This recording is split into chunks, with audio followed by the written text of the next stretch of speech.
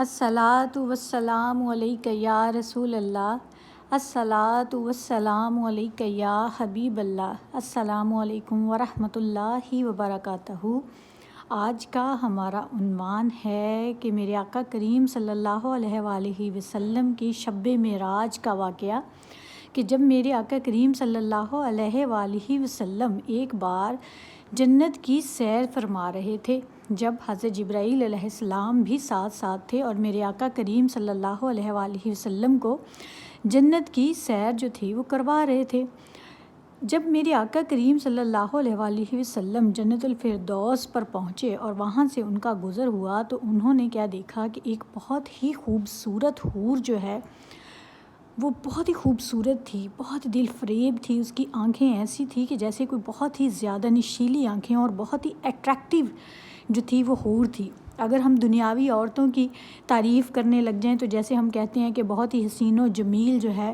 وہ اس کے لمبے لمبے گھنے بال تھے، اور بہت ہی روشن اور چمکدار جو تھا وہ چہرہ تھا، کیونکہ وہ ایک حور تھی۔ تو حور جو ہے وہ اس کے اوپر تو نور ہوتا ہے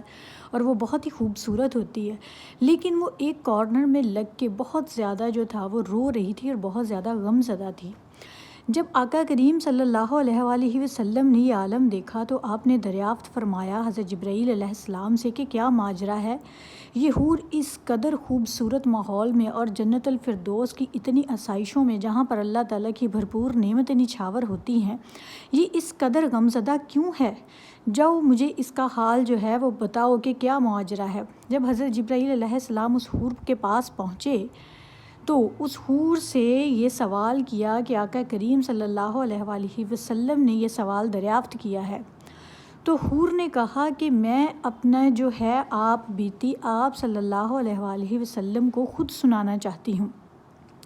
چنانچہ حضرت جبرائیل علیہ السلام جو ہیں وہ میرے آقا کریم صلی اللہ علیہ وآلہ وسلم کے پاس تشریف لے کر گئے، اور جب اجازت ملی تو وہ حور جو ہیں وہ اپنا حال بیان کرنے کے لیے وہ تشریف لے آئیں۔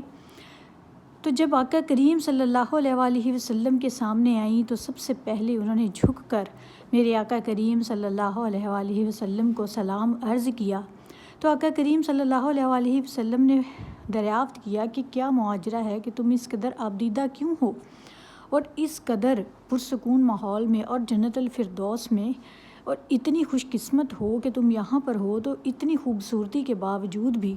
اور اتنی آسائشوں کے باوجود کیوں اس قدر آبدیدہ ہو رہی ہو اور غمزدہ ہو؟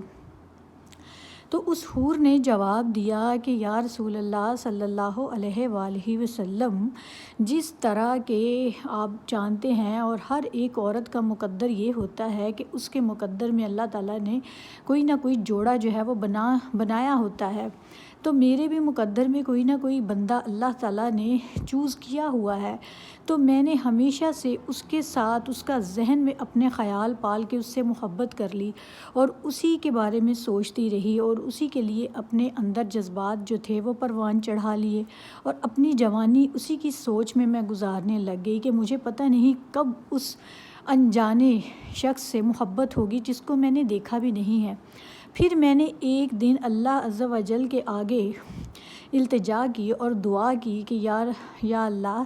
مجھے اس شخص کا چہرہ دکھا دے، مجھے اس کا ایک جھلک دکھا دے جس کے ساتھ میں اپنی تمام زندگی جو ہے وہ بسر کروں گی۔ میں اس کا انتظار کرتی ہوں اور میں بےتاب ہوں اس کو دیکھنے کے لیے۔ تو حکم ہوا کہ میں ایک دفعہ جو ہے وہ آئینے پر جو ہے وہ ایک عکس ڈالوں، یعنی کہ میں آئینے کے سامنے جاؤں۔ تو جب میں آئینے کے سامنے گئی تو میں نے اس میں ایک عکس دیکھا جو اس قدر بھیانک اور خوفناک تھا، اور اتنا بد شکل تھا، اور اس قدر سیاہ رنگت والا تھا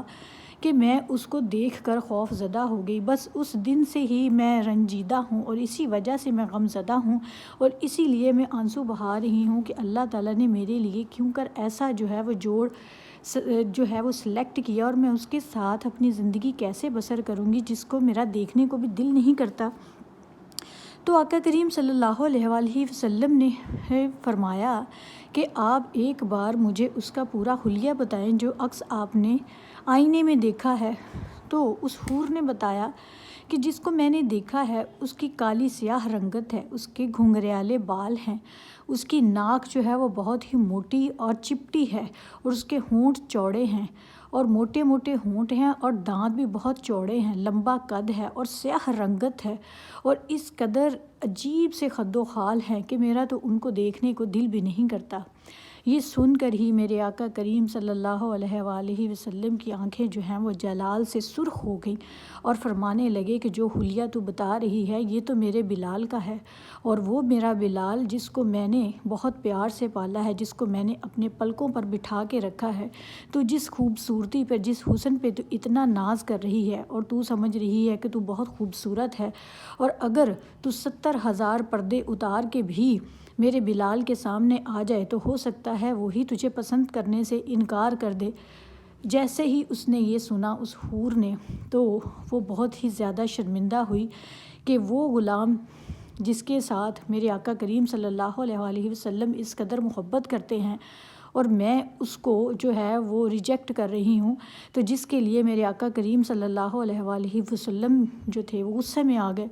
تو اس نے فوراً سے میرے آقا کریم صلی اللہ علیہ وآلہ وسلم سے معذرت کی اور یہ کہا کہ یا رسول اللہ صلی اللہ علیہ وآلہ وسلم میری معذرت قبول فرمائیے، کیونکہ میں انجان تھی، میں نہیں جانتی تھی کہ آپ ان سے اتنی محبت کرتے ہیں۔ اب تو میں یہی چاہوں گی اگر یہ آپ کی محبت ہیں کہ میں اپنی ساری محبتیں بلال پر ہی نچھاور کروں، اور میں بلال کو ہی اپنا ساتھی جو ہے وہ بنانا چاہتی ہوں، میں ساری زندگی بلال کے ساتھ ہی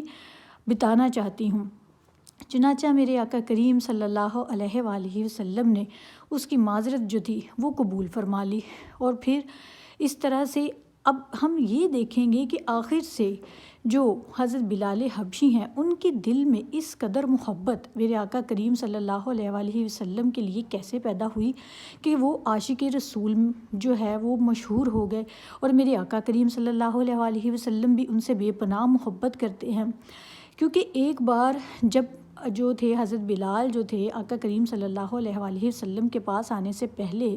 اپنے ایک مالک کے پاس تھے جن کے لیے وہ سارا وقت جو تھا وہ کام کرتے تھے۔ وہ مالک بہت ظالم تھا۔ ایک دفعہ اس مالک نے حضرت بلال حبشی سے کہا کہ مجھے آج یہ جو پیس کر دینے ہیں۔ اس دن حضرت بلال حبشی بہت بیمار تھے، ان کو بخار ہو رہا تھا، وہ کسی وجہ سے اپنی طبیعت کی ناسازی کی وجہ سے وہ کام مکمل نہ کر سکے اور وہ جا کر سو گئے۔ اس مالک کو اس قدر غصہ آیا حضرت بلال حبشی پر کہ اس نے حضرت بلال کو اٹھایا، نہ صرف اٹھایا بلکہ سزا کے طور پر ان کی قمیض اتروا دی، اور قمیض اتروا کے انہیں ٹھٹھرتی ہوئی ٹھنڈ میں باہر ننگے پاؤں بٹھا کے یہ کہا کہ اب تم جو پیسو اور یہ مجھے آج ہی چاہیے۔ اور اس قدر بیماری کی حالت میں جب بندہ بخار میں تپ رہا ہو، نقاہت ہو اور بیماری بھی ہو، اور پھر اتنی زیادہ سردی ہو اور ہم کپڑوں کے ساتھ ہٹھرتے پھرتے ہیں اور سردی کے میں بغیر کپڑوں کے وہ جو پیس رہے تھے کہ اچانک سے ایک شخص آیا اور اس نے پوچھا کہ اے بندے اتنے پریشان اور اتنے کمزور کیوں دکھتے ہو؟ حضرت بلال کو بہت غصہ آیا اور انہوں نے بہت بے ادبی سے کہا کہ تم کیوں پوچھتے ہو؟ تمہارا کیا مطلب میرے کام سے؟ ہر کوئی ایسے ہی پوچھتا ہے اور چلا جاتا ہے، کبھی کسی نے کوئی مدد تو کی نہیں، تو تم کیوں پوچھ رہے ہو؟ وہ شخص جو داخل ہوا تھا جس نے یہ سوال کیا تھا حضرت بلال حبشی سے، وہ کوئی اور نہیں میرے آقا کریم صلی اللہ علیہ وآلہ وسلم تھے۔ میرے آقا صلی اللہ علیہ وآلہ وسلم خاموش ہو رہے اور واپس چل دیے۔ جب وہ واپس چلے تو حضرت بلال نے کہا دیکھا سب یہی پوچھتے ہیں لیکن کوئی حل تو نہیں نکالتا، نہ ہی مجھے یہاں سے کوئی میرے لیے مدد کے لیے کچھ لے کر آتا ہے۔ تو آقا کریم صلی اللہ علیہ وآلہ وسلم اس بات پر بھی خاموش ہو گئے، اور تھوڑی دیر بعد جب واپس آئے تو ان کے ہاتھ میں گرم دودھ اور کچھ کھجوریں تھیں، اور بلال کے پاس آئے اور کہنے لگے بلال یہ کھاؤ اور دودھ پیو اور جا کر سو جاؤ۔ تو حضرت بلال نے کہا کہ میرے مالک نے تو مجھے جو پیسنے کا کہا ہے، ان کا کیا ہوگا؟ تو میرے آقا صلی اللہ علیہ وآلہ وسلم نے فرمایا اس کی تم فکر نہ کرو، تم سو جاؤ، یہ مجھ سے صبح لے لینا ہی اور پسے ہوئے لے لینا۔ اسی طرح سے 3 دن متواتر جو تھی وہ میرے نبی کریم صلی اللہ علیہ وآلہ وسلم دودھ اور کھجوریں حضرت بلال حبشی کے لیے لے کر جاتے رہے، جب تک حضرت بلال حبشی جو تھے وہ بالکل ٹھیک نہیں ہو گئے۔ اور پھر اسی طرح سے جا کر ان کی خدمت کرتے رہے اور ان کی جگہ پر ساری رات جو تھے وہ کام کرتے رہے۔ ایک اجنبی شخص جس نے حضرت بلال حبشی کے لیے اس قدر رات کو مشقت کی اور ٹھٹرتی ہوئی سردی میں اس کی جگہ کام کیا، اور پھر ایک آنے والے وقت میں اس اجنبی شخص کو حضرت محمد صلی اللہ علیہ وآلہ وسلم، جو میرے آقا کریم صلی اللہ علیہ وآلہ وسلم ہیں، کے نام سے جب بلال حبشی نے جانا تو اسی بلال حبشی کے دل میں اس آقا کریم صلی اللہ علیہ وآلہ وسلم محبت تو کیا، ان کے لیے عشق پیدا ہو گیا۔ اسی لیے ان کو میرے آقا کریم صلی اللہ علیہ وآلہ وسلم کا موزن رسول کہا جاتا ہے۔